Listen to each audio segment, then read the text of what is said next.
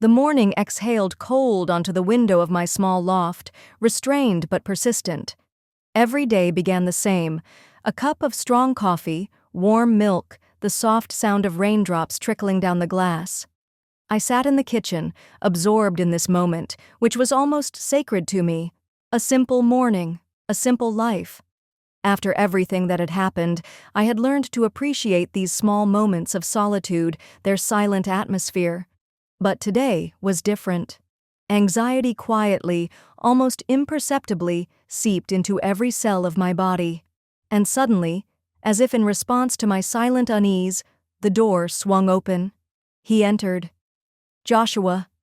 My nephew, the boy who once lived with me, now a grown man, had returned to my life.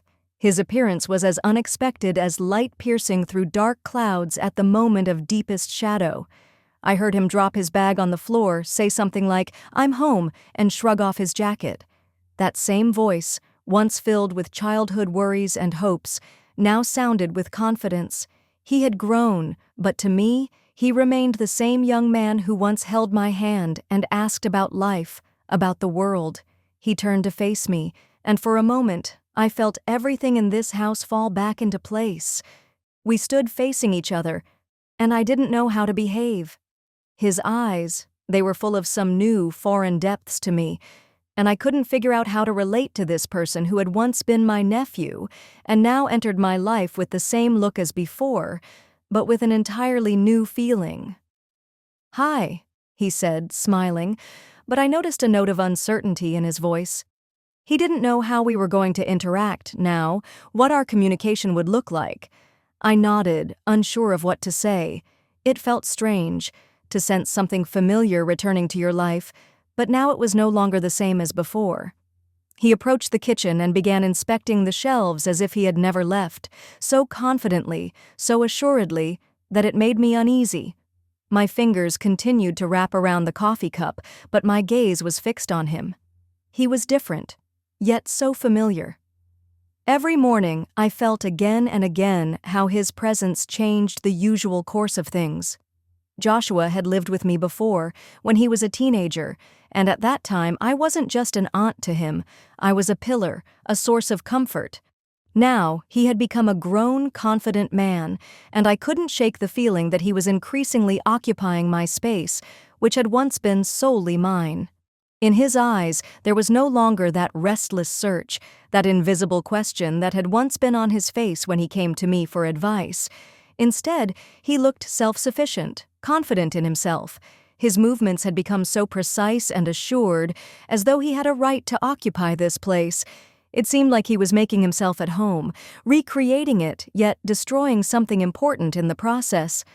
We could no longer sit silently, sipping coffee and chatting about trivial things as we once did. Everything he did reminded me that he was now an adult, and I was no longer the person I had been before. One day, I woke up again to the smell of toasted bread filling the kitchen. It was his hand moving across the kitchen counter, preparing his breakfast. I couldn't figure out what bothered me more in that moment, his independence or the way I had stopped being the master of my own space. We had become like two neighbors, not because I wanted it, but because reality was changing us. He was home, but something had changed. I often noticed how he found his corner, retreated to his room, spending time alone, and I too sought my inner corner, where I could be myself. We had both stopped being the people we had been before, and it was not just noticeable, it was painful. "Don't you want to try this coffee?" he asked one morning, handing me a cup, as if everything were as it had been before. He was still the same Joshua who could simply care for others, but now he was different too. I didn't answer right away, but took the cup. He had become the way he was before, caring, but at the same time, very distant. When he left for work, I could feel the house emptying, but at the same time, when he returned, I felt his presence filling the space with something new, something alien. It was like a gradual return to an old, uncomfortable reality that I couldn't avoid. But what troubled me the most was this: I couldn't shake the feeling that this process was pulling me farther away from myself. The days, like shadows, stretched behind us, but I couldn't find peace. Each day began with the familiar cup of coffee, and then, as if I were on autopilot, I would prepare breakfast for both of us. Joshua sat at the kitchen table, slowly sipping his coffee and probably running through everything he might be thinking in the silence. I didn't know what he felt, but I couldn't shake the feeling that invisible threads hung between us, growing tauter with each passing day. We sat at the table, and I again caught myself staring at him, unable to recognize him. Joshua had become so grown up, so confident. Once he had been a teenager who didn't know what to do with himself, someone who sought protection and advice. Now he was independent, taking control of his life. His gaze had become more thoughtful, each of his thoughts now carefully considered. I could feel how these changes trailed behind us, altering the space we once shared. In the evenings, we talked. It seemed like our conversations had become fewer. More and more often, there was silence. He would retreat to his room, and I would continue with my tasks, as always. But something had shifted in our home. His presence had become sharp, piercing, like a pointed corner in a painting I was trying to create. We were so close, yet at the same time, so far apart. One day, as we sat at the table again, he suddenly looked up and said, "I know you feel uncomfortable. I feel it too. But let's just live here like we used to. I'll try not to invade your space." I didn't answer immediately. I didn't want to speak because I didn't know what to say.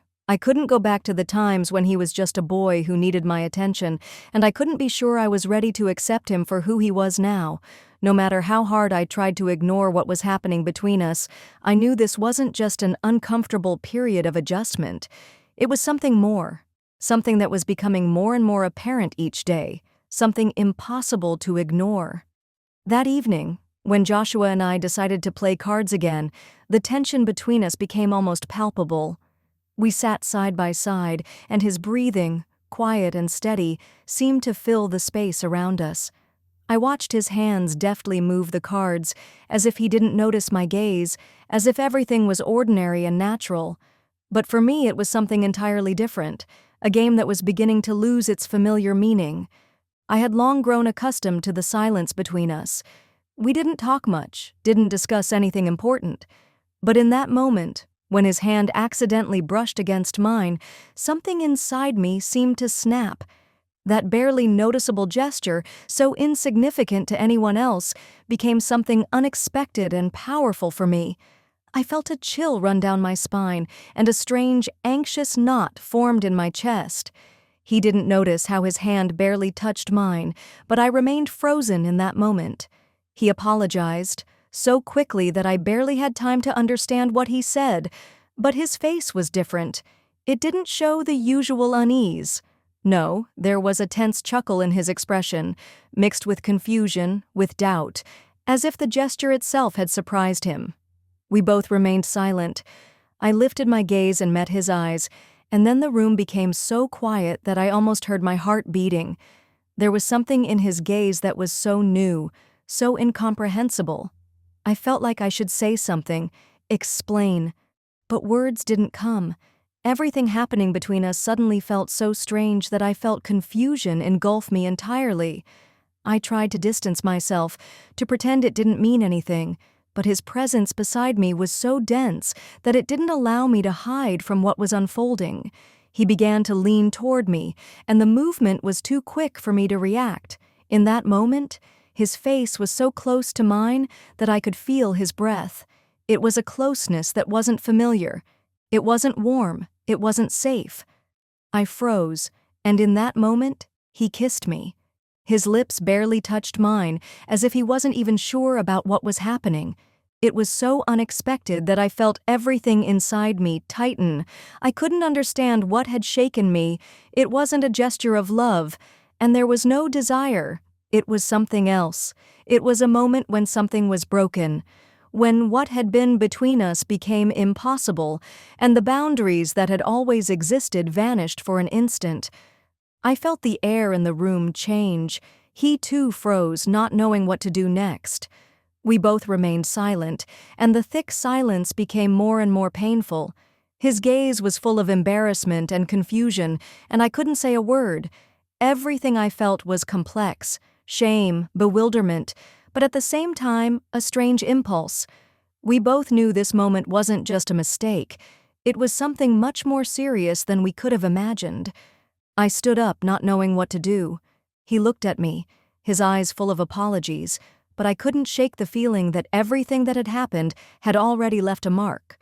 I could have left immediately, could have said something hurtful, but I couldn't bring myself to do it.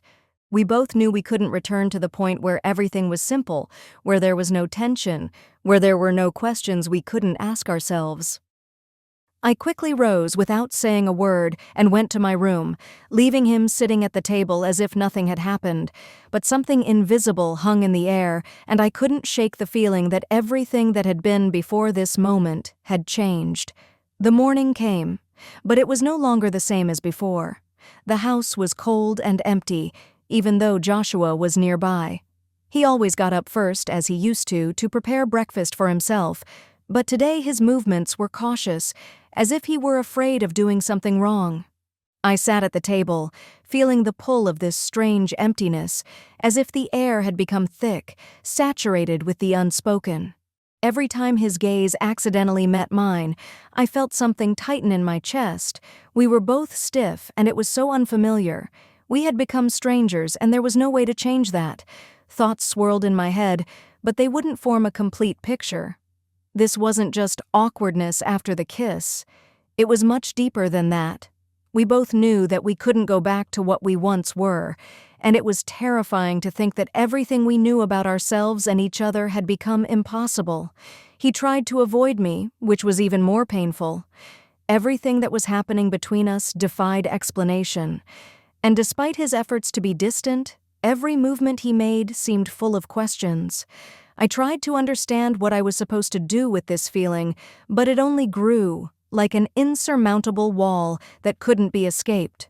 After several days of silence and clumsy attempts to keep a conversation going, I decided we needed to talk. Not only because I could feel we were both stuck in this deadlock, but also because I realized that if we didn't talk, things would only get worse. That evening, I brought dinner as usual and placed it on the table. But this time, I couldn't allow myself to stay silent. It was no longer just a desire to return to normal. It was something necessary, like a breath of air I had been missing. "Joshua," I said, sitting across from him, "we need to talk. I know what happened, and I know it changed everything," I continued, trying to speak calmly, though my voice cracked. "I understand that it was a mistake, but we need to figure this out. We can't keep going as if nothing happened." I didn't know what to do either. I didn't expect it to turn out like this. It was a mistake, and I realized that. But, his voice softened, "I still respect you. I appreciate everything you've done for me. I never wanted you to feel uncomfortable." I sighed, feeling a bit lighter in my chest, but not completely. There was sincerity in his words, and I could feel that, but something still didn't sit right with me. We were both unprepared for this situation. We were both lost in our own feelings and emotions, but his confession brought some clarity. I understood that it wouldn't be easy, but we were on our way to leaving this behind. "We can't just forget about it, Joshua," I finally said. "We have to leave it out of our lives. I don't know how to do that, but we both need to understand that it's important to move forward." He was silent for a few seconds, as if considering my words. Then he spoke, quietly but firmly. "You're right. I don't know how to do it either, but I promise I'll work on myself. We'll find a way to move forward." The next morning was like usual, foggy, unclear, but still with attempts to restore some semblance of normalcy in our home. Joshua was in his place, at the table, with a cup of coffee, just like in those days when everything was simpler. But everything in him had changed, just as everything in me had. We could no longer just be aunt and nephew. We were people who had gone through something that couldn't be forgotten, but at least we were trying to return to the shadows of our former relationship. After our conversation, several days passed in silence, uncomfortable, but still with a minimal attempt to return to the usual order. Sometimes I would catch myself thinking that I missed the old closeness, that simplicity that once existed between us. when we could simply sit and laugh, talk about anything, without complicated emotions, without the weight that now hung between us like a heavy burden. One evening, I decided to make dinner, a simple dinner, without pretensions, without thoughts about what was happening between us. I placed several dishes on the table, trying to focus on the simple actions, setting the table, arranging the plates, placing everything down. But during the preparation, I felt how all of this had become not just a part of the practical routine, but an internal struggle. I wasn't cooking for the two of us. I was cooking to reclaim at least this small piece of the world that once existed between us. When I brought the dishes to the table, he was already sitting there, staring out the window as if he didn't notice me. I wanted to say something casual, something that would bring us back to our familiar state. But I knew that words wouldn't help. We both knew that things would be different now. I decided that this moment would be when we should at least try to be honest with each other. "Joshua," I said, placing his dinner plate in front of him, "I don't know how to do all of this. I don't know how to bring back what was, but I want to try, simply because I don't want to lose what we still can be to each other." He looked up, and on his face was the same confusion we had already encountered, but in his eyes, I saw something new, understanding. "I don't want to lose you either," he said, his voice firm but carrying some hidden pain. "But I don't know how we can go back. I don't know how we can find that balance." I sat in front of him, feeling how this conversation was opening a new page for us. It wasn't the resolution of our problem, but a step forward, at least an attempt to understand each other. "We can't go back," I said, and it wasn't bitter, but more of an acceptance. "But maybe we can become something new. We don't have to stay the people we were before. We can be something else. Let's just try to understand what that will be." He nodded, and in that moment, I felt a little lighter. We still didn't know how to move forward, but at least in those words, in this simple conversation, there was something that made us believe that all was not lost. We didn't know what lay ahead, but we began to realize that we could at least start trying. The next few days passed under the quiet understanding that we would live in this new world we had created for ourselves, a world where there were no clear answers, only attempts to find a way to exist in the conditions we had created. We didn't talk about what had happened between us, and we tried to avoid moments when something old could resurface again. But in this silence, there was something important because we both understood that if we didn't begin to move forward, we would remain forever stuck in this endless pause. One evening, when I brought dinner again, he appeared at the threshold of my room, as if he were about to say something. He stood there, a little awkwardly, arms crossed, and I realized that this moment was inevitable. He couldn't remain silent forever. I also felt that I needed to say something, though I didn't know where to start. I would like to talk," he began, his voice steady but with noticeable tension. "I think we need to understand what this was," he said, his voice softening a little. "I want you to know that what happened wasn't something I intended to do. I never wanted to put you in an awkward situation, and I didn't know how to deal with it." "I didn't know what to do either," I replied, trying to speak calmly, but my voice still trembled. "I felt how this changed our relationship.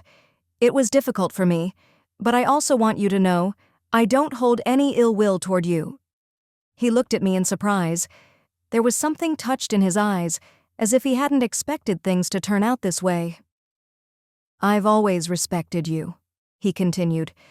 "You were someone I could trust, but now, after everything, I have to admit, I understand how this changed our relationship. I respect you not only for what you've done for me, but also for what you've been through." "We can't go back to what it was, Joshua," I said, feeling the words come out of me almost painfully. "But I still appreciate that you're saying this to me. We both understand that this moment was a mistake, but that doesn't mean we should forget everything that was good." We sat in silence, and in that silence, I felt something begin to shift in our conversation. We were both looking for a way out, trying to find a way to leave the past behind, but not lose ourselves in the process. "I will always be grateful to you," he said, his words quiet but certain, "for everything you've done for me. You gave me so much, and I'll never forget it." I lifted my gaze and met his eyes, and in that moment I felt lighter. He was right. We couldn't erase the past, but we could learn to live with it. We could build a relationship, even if it meant starting with a clean slate.